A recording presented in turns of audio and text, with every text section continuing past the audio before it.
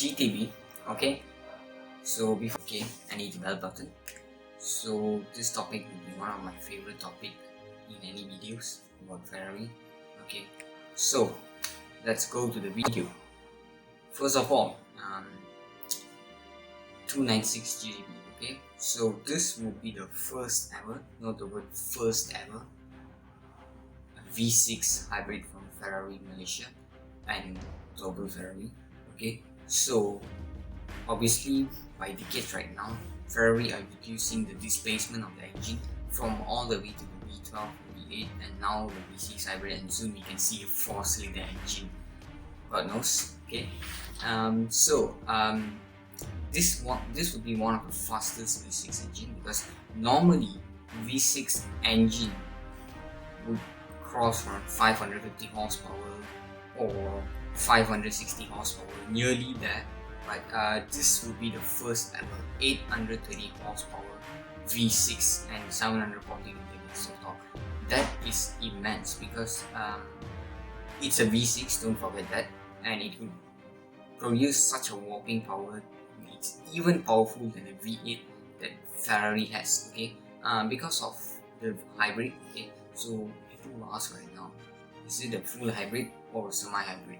Okay, now the answer is this would be a semi-hybrid. Okay, so which means you will have a 25 kilometers rear axle battery. Okay, so this will give extra boost. Okay, obviously it has 164 horsepower and up to increasement of 350 Newton meters of torque. Okay, so because of the help of the electric motor, it can produce this kind of whopping power. Okay, and the range is not a lot. Okay, because it's a semi-hybrid, and it's even lesser than the semi-hybrids, but that is high for Ferrari, because Ferrari have stepped into hybrid elevations. Before this, they would go for full petrol. Okay, but now since they make an hybrid, it has 25 kilometers of battery range, just like the SF90 Stradale, and this will be the second hybrid model. Soon, many Ferraris, even A12 fast and many V12, V8 Ferraris will come with hybrid engine that will give extra miles. Okay, it is a new thing for a Ferrari. Okay, you have a 4-drive mode, which will be the E-drive, and then we also have a hybrid. E-drive, the word E-drive, where does it came from? It's a BMW, right? But this is the different E-drive from Ferrari.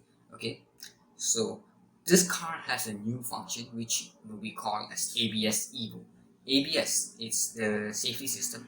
Okay, it is not a safety system essentially. It is a braking system. Okay, because you could reduce the braking, the pedal travel is a bit reduced. Okay, so because this kind of supports very fast cars, they really need a lot of braking power, which some of the cars will lack, because this modern days, safety is really important, because many accidents are happening because of this kind of issues. So Ferrari have gone through it, research it, and bringing this new ABS Evo function. Okay, for me, it's a really good thing. Okay, obviously you need to feel a Ferrari with performance, but at the same time, we should consider the safety at least. Okay, and the braking distance has been reduced 8.8% compared to the SF90 Stradale, because as I told, the ABS Evo helps it a lot, and then we also have an additional 6W sensor. Okay, and if you want something exclusive, which means you could get the Assetto Fiorano package. Okay, what does that mean is it is basically the same stuff, the same car, the same design, but they have added some strips and design elements. That's it, they don't change anything as much.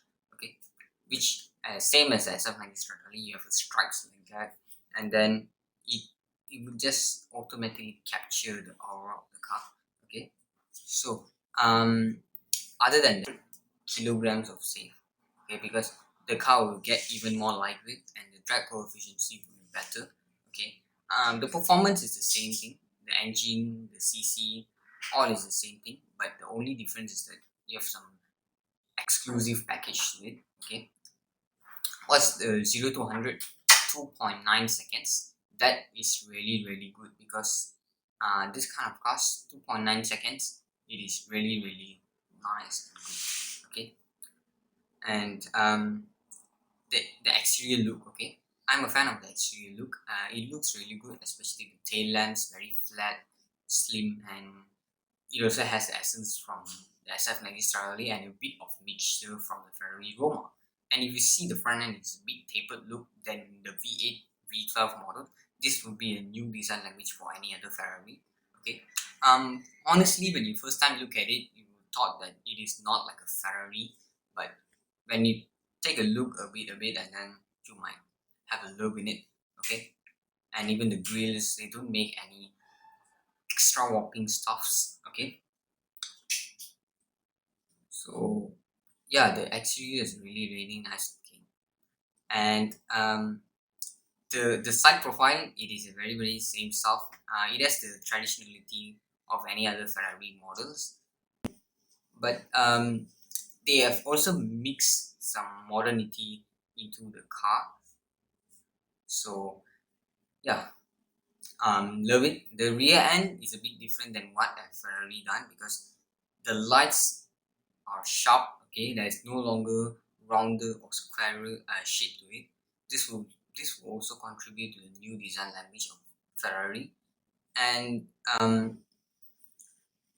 the bumper, it is also finished in carbon fiber because as I told, they want to save a weight. They want to bring the drag coefficient as lower as can because it will help for the performance. Not only for the performance, the whole shape, it will be even better. Okay, and they also added another thing, which is the spoiler, which will be the automatic spoiler. It will be in the lower section of the lights, so it will pop up, and it will also create some drag coefficient matter there. Okay, and the rims, you have a lot of options, but to be honest, when that day I just take a look at the configurators, the rims looks really normal, but the only cool piece is the carbon fiber, and you also save some bumpers, but it's a very expensive stuff. Okay, um the exhaust single panel, and even the engine cover is different than what I've done because you have a plastic panel into it.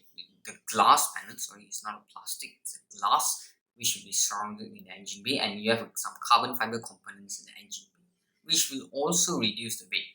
Okay, moving to the interior, there's nothing much to talk about because Ferrari being Ferrari, they will keep the interior very simple and nice. Okay, no complaints there.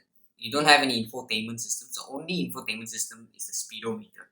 They will house every kind of information that you need. Okay, so yes, it's really important. Okay, and the displays, the data is all located in the instrument panel.